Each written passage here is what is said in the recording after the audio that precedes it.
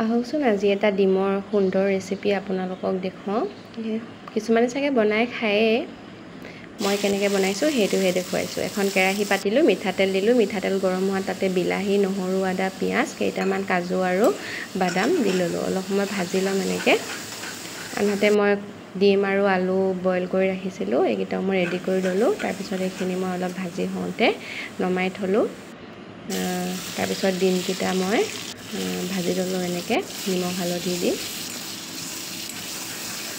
খাই বহুত টেষ্টি লাগে, যোনে খোৱা নাই এবাৰ বনাই খাবচোন, নিশ্চয় ভাল পাব।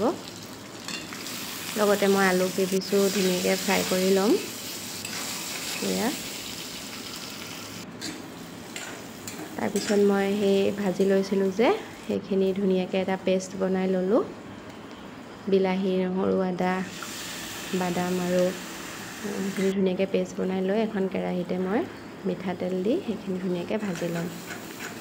এয়া আপোনালোকে নিমখটো সোৱাদমতে দিব।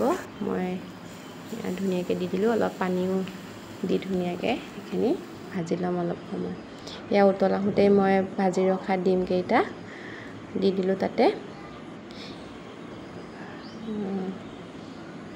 অলপ ঘিউ দিলোঁ লগতে, ঘি অলপ দিব, স্কিপ নকৰিব, বিৰাট সোৱাদ লাগে ঘি দিলে। লগতে মই অলপ গৰম মছলাও তাতে দি দিলোঁ। বিৰাট সোৱাদ ভৰা এখন তৰকাৰী হয়, নিশ্চয় ট্ৰাই কৰিব যদিহে বনাই খোৱা নাই। মোক ৰেচিপিটো কেনেকুৱা পালে জনাব। আজিলৈ আহিছোঁ, বাই এভৰিৱান।